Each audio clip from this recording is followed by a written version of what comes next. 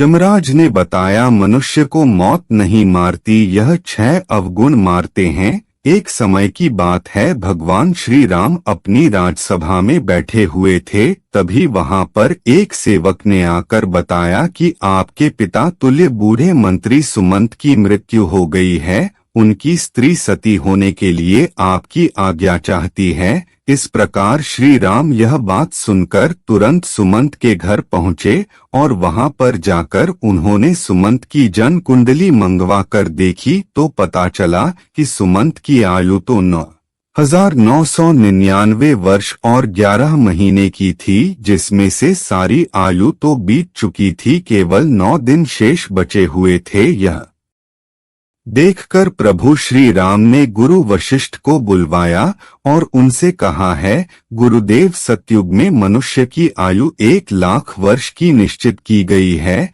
त्रेता युग में 10,000 वर्ष की निश्चित की गई है, द्वापर युग में 1,000 वर्ष की निश्चित की गई है और कलयुग में 100 वर्ष रखी गई है।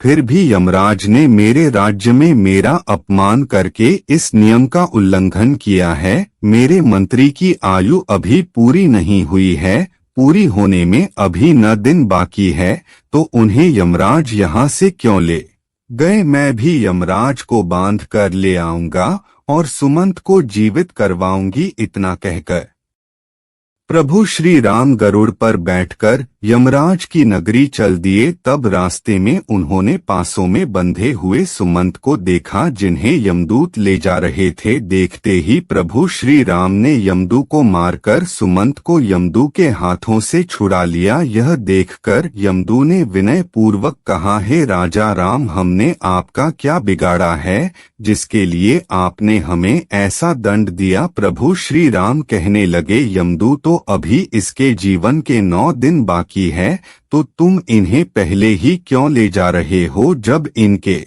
दिन पूरे हो जाएंगे तब आकर तुम इन्हें ले जाना, तब मैं कुछ नहीं कहूंगा। इस प्रकार प्रभु श्री राम की बात सुनकर यमदूत कहने लगे कि हे राजा राम, इनका जन्म एक अजीब तरह से हुआ था। पहले दिन इनकी मां की कोख से दोनों हाथ और मुख बाहर आए थे और धीरे धीरे उनके पूरे शरीर को बाहर आने में पूरे 9 दिन लग गए थे। शुभ मंत्रों से पंडित ने इनकी रक्षा की थी, इसलिए इनका नाम सुमंत पड़ा। प्रभु, आप जो इनके 9 दिन बाकी बता रहे हो वे संदिग्ध है, इसलिए हमारा कोई दोष नहीं है। आप इन्हें व्यर्थ ही हमसे छीन रहे हो और हमको व्यर्थ में मारा है। इस तरह यमदूतों की बात सुनकर प्रभु श्री राम ने कहा है, यमदूतों, जिस दिन माता के गर्भ से इनका अच्छी तरह जन्म हुआ है वही जन्म का दिन माना जाएगा। जिस दिन इनका जन्म का उत्सव मनाया गया है वास्तव में वही जन्मदिन होता है। अभी इसके 9 दिन बाकी है, तुम लोग जाओ और 10वें दिन आकर इन्हें ले जाना, तब मैं तुम लोगों को नहीं रोकूंगा। इस तरह यमदूतों को फटकार कर प्रभु श्री राम ने भगा दिया। इधर श्री राम अयोध्या में लौटकर आए तो सुमंत जीवित हो चुका था। उनके परिवार वाले उन्हें जीवित देखकर बड़े ही प्रसन्न हुए। सुमंत ने अपने जीवन के आखिरी 9 दिन जानकर खूब दान पुण्य करना आरंभ कर दिया। उधर वे यमदूत दुखी होकर यमराज के पास लौट गए और कहने लगे, हे यमराज, रास्ते में राम ने हमें मारकर सुमंत को छुड़ा लिया, क्योंकि उनके जीवन के 9 दिन बाकी रह गए थे। वह 9 दिन पूरे होने पर ही राम उन्हें आने देंगे। इस प्रकार यमदूतों के मुख से उनकी पराजय की बात सुनकर यमराज क्रोध से लाल पीले हो गए और उन्होंने राम पर आक्रमण करने के लिए इंद्रदेव, अग्निदेव, वायुदेव और जिस जिस देवता से भी सहायता मांगी, तो सबने एक ही बात कही है, यमराज, क्या तुम पागल तो नहीं हो गए हो जो विष्णु भगवान के साथ युद्ध करना चाहते हो? चुपचाप यहाँ से अपनी यमपुरी लौट जाओ। श्री राम का तुम क्या कर लोगे? जब सबने यमराज की सहायता लिए मना कर दिया तो यमराज अपनी ही सेना लेकर श्री राम के साथ युद्ध करने के लिए अयोध्या को चल पड़े। वहां पर पहुंचकर चारों ओर से अयोध्या नगरी को घेर लिया यमराज के द्वारा।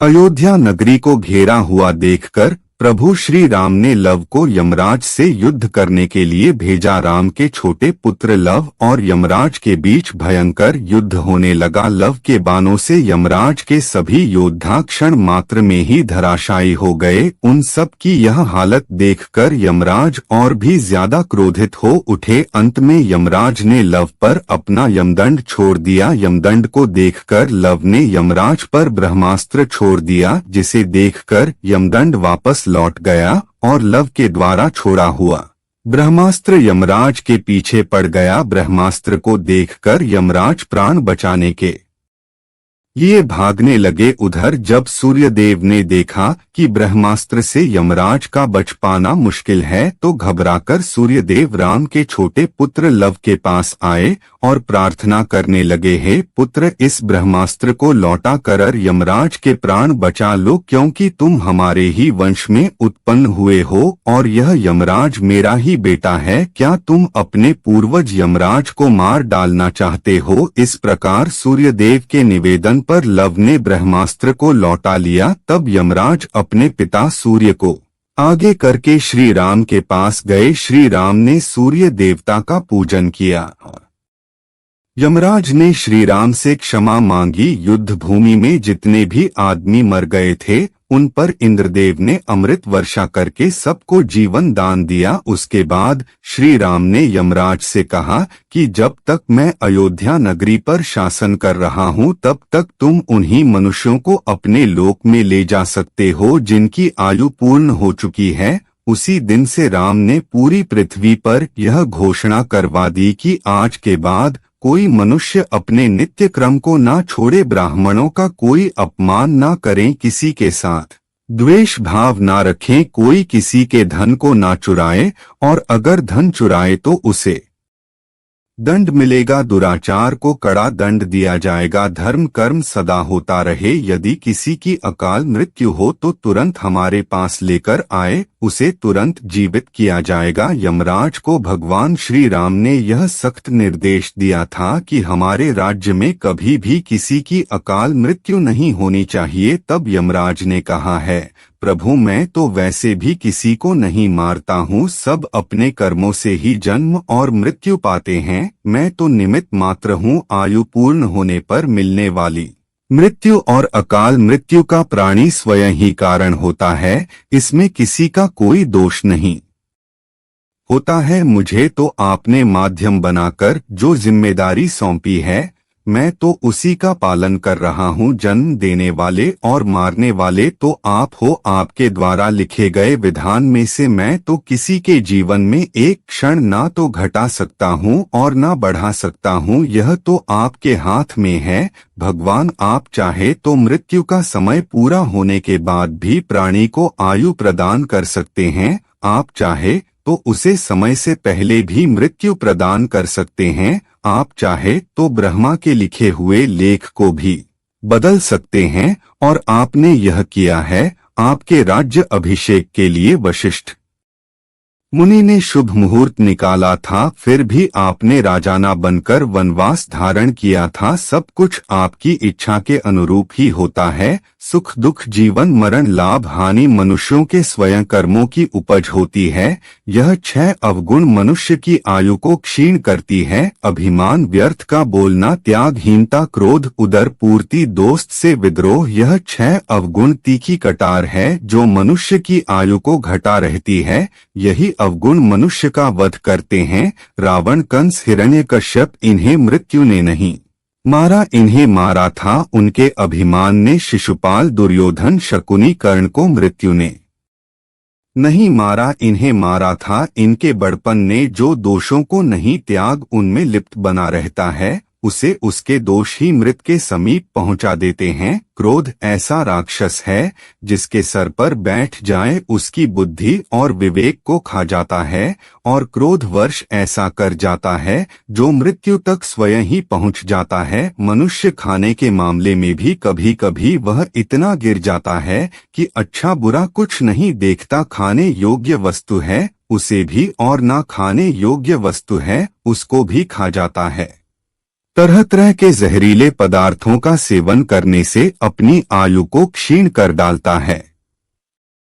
इसमें मृत्यु का क्या दोष है? दोस्त के साथ जो बुरा बर्ताव करता है, उसे धोखा देता है, उसे अपमानित करता है, वह भी मौत से नहीं अपने अच्छे कर्मों से मरता है। प्रभु श्री राम को प्रणाम करके यमराज अपनी यमपुरी लौट गए। मैं आशा करता हूँ कि यह जानकारी आपको अच्छी लगी होगी, और यदि इस चैनल बाबा वास्तु ज्ञान पर नए हैं तो चैनल को सब्सक्राइब करना ना भूले, साथ ही वीडियो को लाइक एवं शेयर करना ना भूले और कमेंट बॉक्स में जय श्री राम जरूर लिखें। धन्यवाद।